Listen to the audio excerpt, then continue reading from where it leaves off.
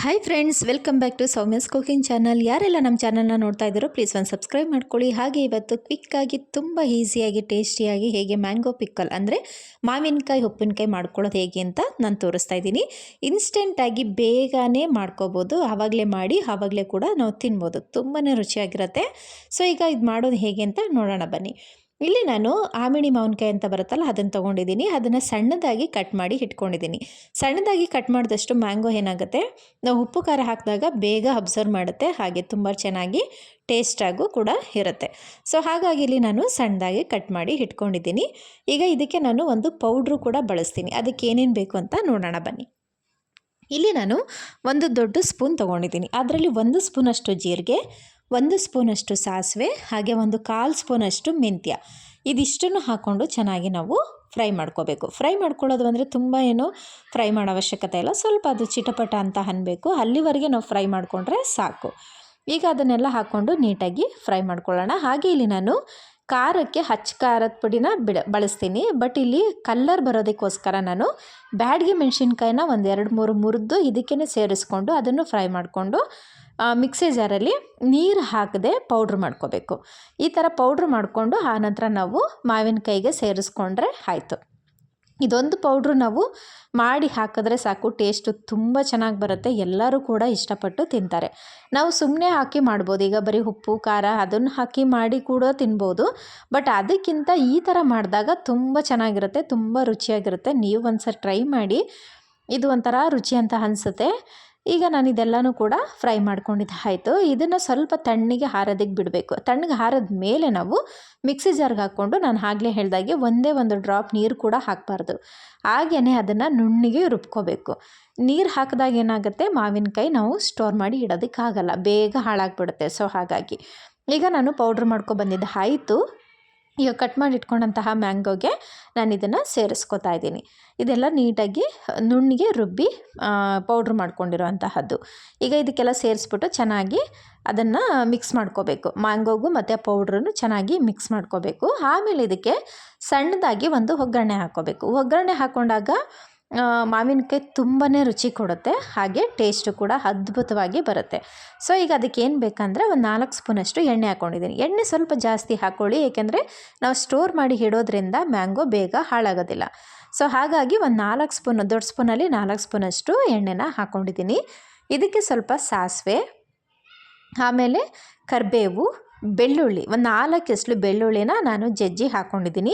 ನೀವೇನಾದರೂ ಸಣ್ಣ ಕಟ್ ಮಾಡಿ ಹಾಕೋದಾದರೂ ನೀವು ಹಾಕೋಬೋದು, ಅದು ಕೂಡ ಚೆನ್ನಾಗಿರುತ್ತೆ. ಬಟ್ ಜಜ್ಜಿ ಹಾಕೋದ್ರಿಂದ ಫ್ಲೇವರ್ ತುಂಬ ಚೆನ್ನಾಗಿರುತ್ತೆ. ಸೊ ಹಾಗಾಗಿ ಸ್ವಲ್ಪ ಕರಿಬೇವು ಹಾಕ್ಕೊಂಡಿದ್ದೀನಿ. ಮತ್ತು ಹಿಂಗು ಹಾಕೋದ್ರಿಂದ ಉಪ್ಪಿನಕಾಯಿಗೆ ಏನಾಗುತ್ತೆ, ಟೇಸ್ಟು ತುಂಬ ಚೆನ್ನಾಗಿ ಬರುತ್ತೆ. ಹಾಗೆ ಕೆಲವರಿಗೆ ಉಪ್ಪಿನಕಾಯಿ ತಿಂದಾಗ ಗ್ಯಾಸ್ಟ್ರಿಕ್ ಆಗೋ ಚಾನ್ಸಸ್ ಇರುತ್ತೆ, ಅಂದರೆ ಎದೆ ಉರಿಯುತ್ತೆ, ಆ ಥರ ಆಗುತ್ತೆ. ಸೊ ಹಿಂಗೆ ಹಾಕೋದ್ರಿಂದ ಸ್ವಲ್ಪ ಅವಾಯ್ಡ್ ಆಗುತ್ತೆ, ಮತ್ತು ಟೇಸ್ಟು ನಾನು ಆಗಲೇ ಹೇಳಿದಾಗೆ ತುಂಬಾ ಚೆನ್ನಾಗಿರುತ್ತೆ. ಸೊ ಇದೆಲ್ಲ ಹಾಕ್ಕೊಂಡು ನಾನು ನೀಟಾಗಿ ಫ್ರೈ ಮಾಡ್ಕೋಬೇಕು. ಫ್ರೈ ಮಾಡಿಕೊಂಡು ಇದನ್ನು ನಾವು ಮಾವಿನಕಾಯಿಗೆ ಇದು ಮಾಡಿ ಹಾಕ್ಕೊಂಡು ಸೇರಿಸ್ಕೊಂಡು ಚೆನ್ನಾಗಿ ಮಿಕ್ಸ್ ಮಾಡ್ಕೋಬೇಕು. ಇದನ್ನು ಮಿಕ್ಸ್ ಮಾಡಿಕೊಂಡು ಆನಂತರ ನಾನು ಉಪ್ಪು ಮತ್ತು ಖಾರದ ಪುಡಿ, ಉಪ್ಪನ್ನ ನೀವು ಸ್ವಲ್ಪ ನೋಡಿ ಹಾಕ್ಕೊಳ್ಳಿ. ಹಾಗೆ ಖಾರದ ಪುಡಿ, ಖಾರ ಸ್ವಲ್ಪ ಮುಂದೆ ಇದ್ದಷ್ಟು ಒಳ್ಳೆಯದು. ಉಪ್ಪಿನಕಾಯಿ ಅಂದಾಗ ಇದು ಸ್ವಲ್ಪ ಹುಳಿ ಇರುತ್ತೆ ಮಾವಿನಕಾಯಿ, ಹಾಗಾಗಿ ಖಾರ ಸ್ವಲ್ಪ ಜಾಸ್ತಿ ಇದ್ದಷ್ಟು ತಿನ್ನೋದಕ್ಕೆ ತುಂಬಾ ರುಚಿ ಅಂತ ಅನಿಸುತ್ತೆ. ಈಗಂತೂ ಮಳೆಗಾಲ ಆಗಿರೋದ್ರಿಂದ ಅದರಲ್ಲೂ ಮಾವಿನಕಾಯಿ ಅಂತೂ ಎಲ್ಲ ಕಡೆ ನಿಮಗೆ ಸಿಗುತ್ತೆ. ಸೊ ಈ ಥರ ಮಾಡ್ಕೊಂಡು ತಿನ್ನೋದ್ರಿಂದ ತುಂಬ ರುಚಿ ಅನಿಸುತ್ತೆ.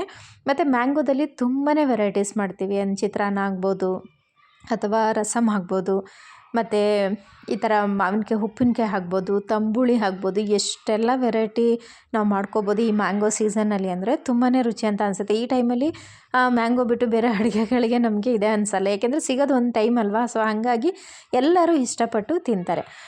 ನಾನೀಗ ಉಪ್ಪು ಎಷ್ಟು ಬೇಕಷ್ಟನ್ನು ನೋಡಿ ಹಾಕೋತಾ ಇದ್ದೀನಿ. ಹಾಗೆ ಖಾರದ ಪುಡಿನೂ ಹಾಕ್ಕೊಂಡೆ ನೀಟಾಗಿ ಮಿಕ್ಸ್ ಮಾಡಿಬಿಟ್ಟು ಇದನ್ನು ಒಂದು ಏರ್ ಕಂಟೈನರ್ ಬಾಕ್ಸ್ಗೆ ಹಾಕಿ ಇಡಿ. ಅಂದರೆ ಪ್ಲ್ಯಾಸ್ಟಿಕ್ ಬಾಕ್ಸ್ ಬಳಸಿದ್ರೆ ಬೆಸ್ಟು, ಅಥವಾ ನೀವು ಗಾಜಿನ ಬಾಟ್ಲು ಆ ಥರ ಇದ್ರೂ ಬಳಸ್ಕೊಂಡ್ರೆ ಒಳ್ಳೆಯದು. ಈ ಸ್ಟೀಲ್ ಬಾಕ್ಸ್ಗಳಿಗೆ ಹಾಕಬೇಡಿ. ಸ್ಟೀಲ್ ಬಾಕ್ಸ್ಗೆ ಹಾಕಿದಾಗ ಏನಾಗುತ್ತೆ, ಸ್ಟೀಲು ಬೇಗ ಹಾಳಾಗುತ್ತೆ, ಮತ್ತು ಅದು ಒಂಥರ ಬ್ಲ್ಯಾಕ್ ಆಗಿ ಮತ್ತು ಉಪ್ಪಿನಕಾಯಿಗೆ ಅದು ಸ್ಟೀಲ್ ಅಂಶ ಹಿಡಿಯುತ್ತೆ. ಸೊ ಅದನ್ನು ತಿನ್ನೋದು ನಮ್ಮ ಹೆಲ್ತಿಗೆ ಒಳ್ಳೆಯದಲ್ಲ. ಸೊ ಹಾಗಾಗಿ ನೀವು ಪ್ಲಾಸ್ಟಿಕ್ ಬಾಕ್ಸ್ ಆದರೂ ಬಳಸ್ಕೋಬೋದು ಅಥವಾ ಗಾಜಿನ ಬಾಟ್ಲಾದ್ರೂ ಬಳಸ್ಕೋಬೋದು. ಇದನ್ನು ನೀವು 1 ತಿಂಗಳು ಗಂಟೆವರೆಗೂ ಇಡ್ಬೋದು. 1 ತಿಂಗಳು ಆರಾಮಾಗಿ ಇಡ್ಬೋದು ನೀವು, ಏನೂ ಹಾಳಾಗಲ್ಲ. ಉಪ್ಪಿನಕಾಯಿ ತುಂಬಾ ಚೆನ್ನಾಗಿರುತ್ತೆ, ಏಕೆಂದರೆ ಸ್ವಲ್ಪ ಎಣ್ಣೆ ಜಾಸ್ತಿ ಹಾಕಿರೋದ್ರಿಂದ ಮತ್ತು ನಾವು ನೀರು ಬಳಸಿರಲ್ಲ. ಸೊ ಹಾಗಾಗಿ ಒಂದು ಚೂರು ಹಾಳಾಗಲ್ಲ, ಇದು ಅಷ್ಟು ರುಚಿಯಾಗಿ ಹಂಗೆ ಇರುತ್ತೆ ಅದು. ಸೊ ನೀವು ಬೇಕಾದರೆ ಇನ್ನೂ ಸ್ವಲ್ಪ ಎಣ್ಣೆನ ನೀವು ನೋಡಿ ಹಾಕೋಬೋದು. ನಾವು ಫಸ್ಟ್ ದಿನ ಹಾಕಿದಾಗ ಏನಾಗುತ್ತೆ, ಅಷ್ಟು ಎಣ್ಣೆ ಅಂತ ಅನಿಸಲ್ಲ, ಒಂದು ಸ್ವಲ್ಪ ಡ್ರೈ ಪೌಡ್ರ್ ಹಾಕಿರ್ತೀವಲ್ಲ ಹಾಗಾಗಿ. ಬಟ್ ಆದರೂ ನಾಳೆಗೆ ನೀವು ಅದು ತೆಗೆದು ನೋಡಿ ಎಷ್ಟು ಚೆನ್ನಾಗಿ ಎಣ್ಣೆ ಬಿಟ್ಕೊಂಡು ಅದೆಲ್ಲ ಮಸಾಲೆ ಎಲ್ಲ ಹಿಡ್ಕೊಂಡಿರುತ್ತೆ. ತಿನ್ನೋದಕ್ಕೆ ತುಂಬಾ ರುಚಿಯಾಗಿರುತ್ತೆ. ಏನಾದರೂ ರಸಮ್ ಆಗ್ಬೋದು ಅಥವಾ ಬೇಳೆ ಸಾಂಬಾರು ಆಗ್ಬೋದು, ಇಲ್ಲ ಯಾರಾದರೂ ಗೆಸ್ಟ್ಗಳು ಬಂದಾಗ ಈ ಥರ ಎಲ್ಲ ಮಾಡಿ ಕೊಟ್ಟಾಗ ತುಂಬಾ ಇಷ್ಟಪಟ್ಟು ಎಲ್ಲರೂ ಕೂಡ ತಿಂತಾರೆ. ಈಗ ನಾನು ಇದನ್ನು ಒಂದು ಏರ್ ಕಂಟೈನರ್ ಬಾಕ್ಸ್ಗೆ ಹಾಕಿ ಸ್ಟೋರ್ ಮಾಡ್ತಾಯಿದ್ದೀನಿ. ಇದು ಹೇಗೆ ಬಂತು ಮತ್ತು ಅದ್ರ ನಾಳೆಗೆ ನೋಡಿ ನೀವು ಎಷ್ಟು ಕಲರ್ಫುಲ್ಲಾಗಿ ಇದು ಮ್ಯಾಂಗೋ ಬಂದಿತ್ತು ಅಂದರೆ ತುಂಬಾ ಚೆನ್ನಾಗಿತ್ತು. ಏಕೆಂದರೆ ಬ್ಯಾಡಗಿ ಮೆಣಸಿನ್ಕಾಯಿ ಹಾಕಿರೋದ್ರಿಂದ ಅದು ನ್ಯಾಚುರಲ್ ಕಲರು ತುಂಬ ಚೆನ್ನಾಗಿ ರುಚಿಯಾಗಿ ಇತ್ತು. ನೀವು ಒಂದ್ಸರಿ ಟ್ರೈ ಮಾಡಿ ಹೇಗೆ ಬಂತು ಅಂತ ಕಮೆಂಟ್ ಸೆಕ್ಷನಲ್ಲಿ ಕಮೆಂಟ್ ಹಾಕೋದನ್ನು ಮರಿಬೇಡಿ. ಹಾಗೆ ನೀವೆಲ್ಲ ಹೇಗೆ ಪಿಕಲ್ ಮಾಡ್ತೀರಾ ಅನ್ನೋದು ಕೂಡ ನನಗೆ ತಿಳಿಸಿ. ಏಕೆಂದರೆ ನಾವು ಮಾಡೋ ರೀತಿ ನೀವು ಮಾಡಲ್ಲ, ನೀವು ಮಾಡೋ ರೀತಿ ನಮಗೂ ಗೊತ್ತಿರಲ್ಲ. ಸೊ ಹಾಗಾಗಿ ನಿಮ್ಮ ಮನೆಗಳಲ್ಲಿ ಹೇಗೆ ಮಾಡ್ತೀರಾ ಅಂತ ಕೂಡ ನನಗೆ ತಿಳಿಸಿ. ಇವತ್ತಿನ ಬ್ಲಾಗು ಇಷ್ಟ ಆಗಿತ್ತು ಫ್ರೆಂಡ್ಸ್, ನಿಮಗೂ ಇಷ್ಟ ಆಯಿತು ಅಂತ ಅನ್ಕೋತೀನಿ. ಇಷ್ಟ ಆಗಿದ್ದರೆ ಲೈಕ್ ಮಾಡಿ, ಶೇರ್ ಮಾಡಿ, ಸಬ್ಸ್ಕ್ರೈಬ್ ಮಾಡಿ, ಪಕ್ಕದಲ್ಲಿರುವಂತಹ ಬೆಲ್ ಐಕನ್ ಒತ್ತೋದನ್ನು ಮರಿಬೇಡಿ ಅಂತ ಹೇಳ್ತಾ ಇವತ್ತಿನ ಬ್ಲಾಗ್ನ ಕಂಪ್ಲೀಟ್ ಮಾಡ್ತಾಯಿದ್ದೀನಿ. ಟೇಕ್ ಕೇರ್ ಹಾಲ್.